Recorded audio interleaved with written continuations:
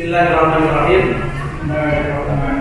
Demi Allah saya bersumpah sebagai ahli dalam perkara ini akan memberikan pendapat tentang soal-soal yang dikemukakan menurut pengetahuan saya dengan sebaik-baiknya. Terdakwa ini bekerja dalam perusahaan PT. PT itu bergerak dalam bidang pers.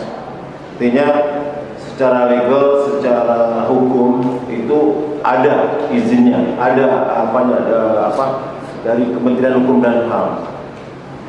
Dan kedua, beliau juga ada surat izin pers. Artinya beliau terdakwanya adalah anggota PWI, Persatuan Wartawan Indonesia. Artinya dia di PWI DKI Jakarta. Dan itu sudah kita buktikan di dalam persidangan ini bahwa memang apa kartu PWI-nya, kartu ininya. Dan beliau juga punya pengalaman di bidang jurnalis di beberapa media sosial yang pernah media-media seperti contohnya media Indonesia, Koran Raja, bahkan sampai di TV, Metro TV ya, dan lain-lain. Dan jam terbang beliau sebagai wartawan sudah jelas sekali dari tahun 1991 sudah jelas sekali dan kami di persidangan sudah terbuka.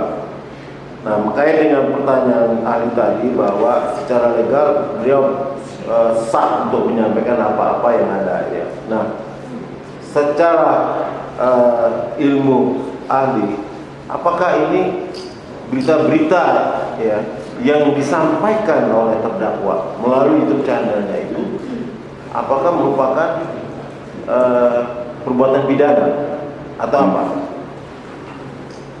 Dalam konteks Indonesia, apa yang dilakukan oleh Saudara Edi Mulyadi ini adalah sebuah tindakan yang berkaitan dengan profesi. Kami melihat dari sudut ilmu forensik, ya, persidangan ini menjadi kurang relevan yang mulia. Ya, karena di Indonesia itu dikenal dengan pengadilan kode etik, misalnya. Jadi majelis yang pertama yang harus digelar oleh pelanggaran-pelanggaran yang potensial dilakukan dalam kerja profesional itu berkaitan dengan kode etik. Bahwa kemudian kode etik berlanjut kepada proses hukum pidana itu sangat tergantung apakah pelanggaran itu memiliki bukti-bukti tindakan pidana atau tidak. Jadi tahapan-tahapannya seperti itu. Jadi demi tegaknya hukum di Indonesia, tolong dihormati proses ini karena ini bukan hanya untuk seorang wartawan, seorang dokter juga sama. Tidak bisa langsung tindakannya dihukum pidana, diodetik dulu.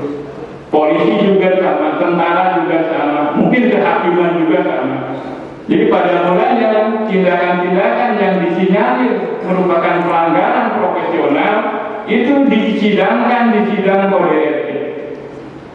Dan bukan di sini tempatnya, tapi di Dewan Pers.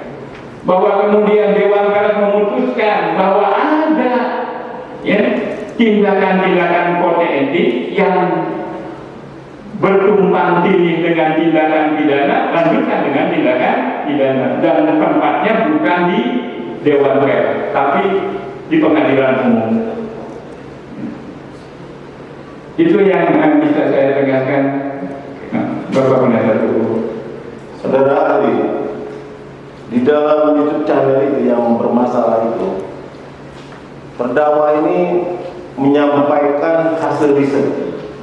Ini hasil riset ini yang ada 8 LSM ya, yang menyampaikan hasil riset kepada publik. Ya, penelitian. Jadi artinya dia menyampaikan hasil penelitian. Ya, dan itu bla bla bla, oh terjadi lubang, ada lubang-lubang tambang di situ, oh ada kelompok orang tertentu yang hanya menikmati, itu hasil risetnya ada di sini gitu. Dia hanya menyampaikan saja gitu. Artinya terdakwa hanya menyampaikan.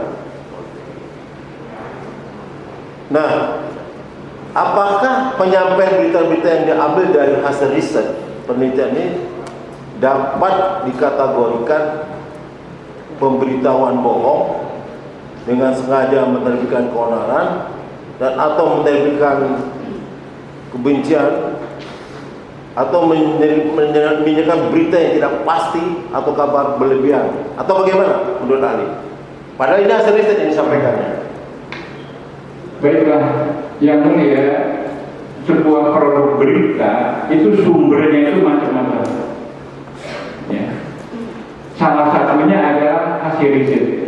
Itu lazim digunakan oleh wartawan untuk melaporkan sebuah peristiwa. Di samping wawancara, konfirmasi, ya, kepada yang punya otoritas, kepada pelaku, kepada korban. Salah satunya adalah hasil penelitian ilmiah, hasil kerja akademik. Ya. Setiap hasil karya akademik, karya ilmiah tentu sudah mengalami beberapa proses uji kelayakan, ya, uji akuntabilitas, uji kebenaran. Kalau skripsi sudah diuji dalam sidang, disertai segala macam. Kalau laporan penelitian ada reviewer, ya. Kalau terbit di jurnal sudah mengalami beberapa proses penyuntingan dan sebagainya, ya. Artinya dalam batas-batas tertentu hasil riset itu biasanya dalam laporan jurnalistik itu dianggap sebagai sumber yang relatif lebih objektif daripada pendapat lisan orang, karena lebih lengkap. Ada data-data kuantitatifnya, ada data visualnya, bukan hanya pernyataan-pernyataan saja. Gitu ya. Ini juga termasuk salah satu yang harus diuji kebenarannya, ya. Dalam sebuah sidang kode etik, sejauh mana sumber-sumber yang digunakan oleh saudara itu memang kredibel. Kredibilitas itu bisa dilihat lembaga mana ini yang menerbitkannya, swasta atau pemerintah, ya. Dari mana dananya dia yang melakukan penelitian itu, apakah mandiri atau untuk kepentingan tertentu. Semuanya bisa diidentifikasi, bisa diverifikasi, jadi terbuka semuanya, gitu. Jadi tidak bisa langsung, ya, sebuah laporan jurnalistik yang menggunakan sumber riset itu langsung distempel, dicap sebagai kebohongan. Ya. Kriteria apa yang digunakan untuk menguji, ya, kesahihan kebenaran sebuah teks? Ya. Tadi ada komponen-komponennya yang harus ada, ya. Seperti itu. Jadi saya terus terang aja, ya, sebagai masyarakat akademik tahu persis bagaimana sebuah kualitas laporan akademik berproses itu bertahap-tahap, ya. Tidak mudah kita mengeluarkan publikasi, ya, hasil riset tanpa sebuah proses yang memang menjadi filter, ya, keobjektifannya, karena ini akan berdampak luas terhadap masyarakat. Sekali lembaga akademik melakukan kebohongan, maka runtuhlah, ya, menara kebenaran yang ada di negeri kita. Itu yang